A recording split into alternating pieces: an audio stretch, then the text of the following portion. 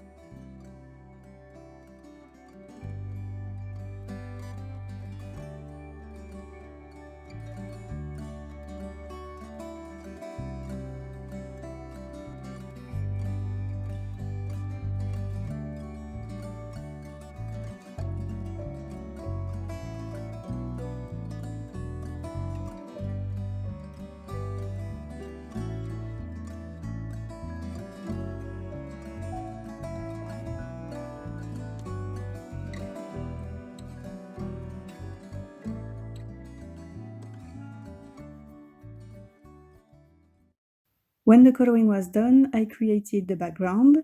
I die-cut the front panel and the arrow handle, and I kept everything together using washi tape at the back. Next, I took the cloudy stencil and started applying distressings to create a pretty sky. I first applied tumble glass, and to make those clouds a little more vibrant, I added some salty ocean, and I came back with tumble glass to blend the colors nicely. And because I taped the arrow handle to the panel, it will also have the cloud details, and this way I get a consistent look. So I repeated the same thing towards the bottom of the panel, trying to vary the cloud shapes to get an uneven background. Now some texture. I never leave a background without adding texture. First, some water drops that I dried using my paper towel. Next, I smooshed my Salty Ocean ink pad onto my glass surface. I watered it down a lot and then created drops on my paper. Now to the bottom of my card, I cut 3 glass borders and used green shades to color them. I first applied Shabby Shutter's Distress ink, and then I added Moldon, but just at the top to bring more contrast, and I tried to be very light-handed, not to bend the grass sprigs. Time for some texture again. I mixed the Shabby Shutters and Moldon inks with water, and I created drops on the grass border. And off screen, I did the same thing for the 2 other borders. Next, I moved on to the Magic Iris, and I first cut all the pieces out of Strathmore Bristol cardstock. So I have 3 rings, 3 sausages, 3 stabilizers, and 2 tabs that I will stick together to create one single tab. Before starting to assemble everything, I decided to add a little bit of Tumble Glass Distress ink on the inside edges of the rings. Sometimes when you open and close the iris, the rings can be seen, so by adding ink on this section, I make sure that everything coordinates nicely. So I did this on the 3 rings, and next I kept one of them and used the flux capacitor die to cut 3 holes and 3 stitch brackets into that ring. Next I took one of the sausages and put it into a hole. I aligned it with the inside curve of the ring, and I used washi tape to keep the sausage in place while I work on the 2 others. So I repeated those steps for the 2 other sausages, and next I moved on to the next step. We can see that each sausage has an X mark on the rounded end. This is where we need to add adhesive. So I put a small glue dot on each of those marks, and using a pointy tool makes it very easy. Next I took a second ring, I placed it on the sausages and pressed firmly on the glue dot spots to connect everything perfectly. Next I removed the washi tape and reused it to keep the first and second rings together. I flipped the ring over, and on the 3 stitch bracket spots only, I applied double-sided tape from the inside curve of the ring to the outside. I removed the backing paper and then I attached the stabilizers, 1 stabilizer on each stitch bracket spot, right up against the inside curve of the ring. Next, I flip the ring over. I attach the 2 tabs together to make one single sturdy tab, and I stuck that tab at the right of one of the stabilizers. I aligned it with the inside curve of the ring and created a V shape with the stabilizer on the left. Now almost done, I applied double-sided tape on the 3 stabilizers. I removed the backing papers as well as the washi tape. I placed the last ring on top, and I folded the stabilizers to stick them to this last ring. And I made sure not to be too tight, otherwise the iris couldn't work. I totally removed the washi tape and finally tried the iris to see if it was working well. And finally, I attached the arrow handle on the iris tab using liquid glue. I stuck it against the ring and then I trimmed the little piece of tab that was peeking out. I wanted to have coordinated clouds on the sausages, so I taped the magic iris on my work surface. I lined up the front panel on top.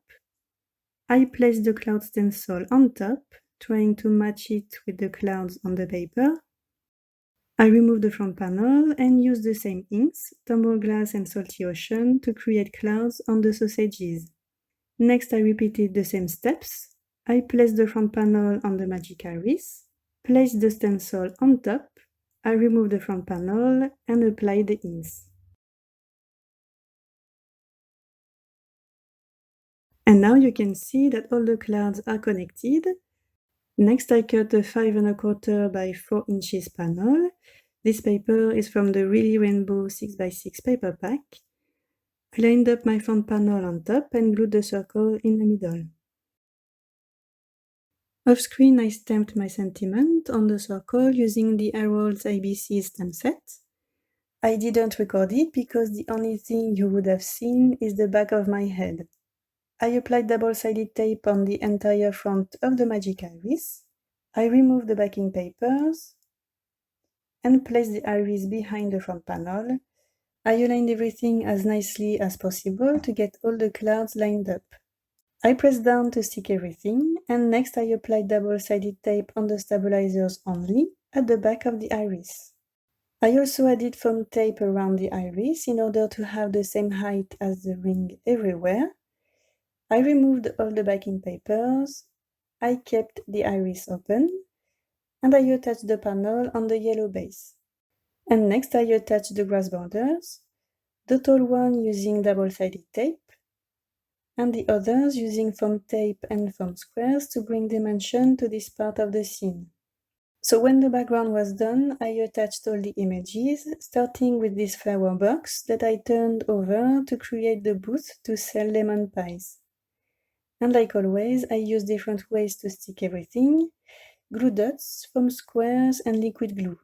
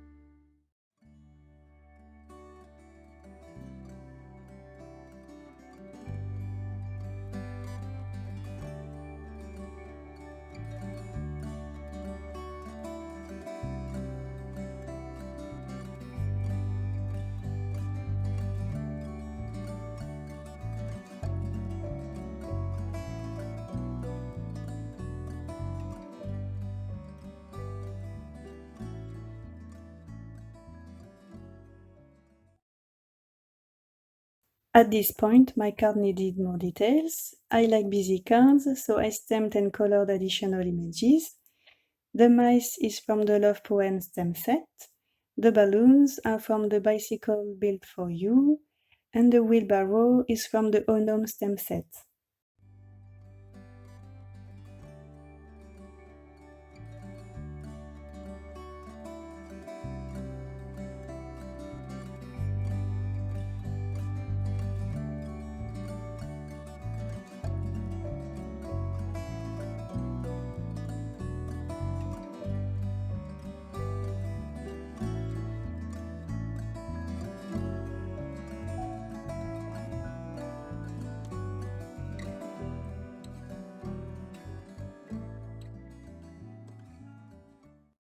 When everything was attached, I cut a 5.5 by 4.25 inches stitch rectangle out of this beautiful paper from the Spring Fling 6x6 paper pack. I stuck this paper on a cilantro card base and attached my Magic Iris panel to this card base. I did the last 2 steps off screen. I cut the arrow out of cilantro cardstock and attached it on the handle. And I also added white highlights on the images to make them pop a little bit more. And that's it, all done. And I used more than 15 stem sets to create this card. Mixing and matching images from different themes to create cute things is definitely my favorite thing to do. Now I'm going to leave you to join those cuties and eat lots of pies. Thank you so much for watching, and I'll see you very soon. Bye!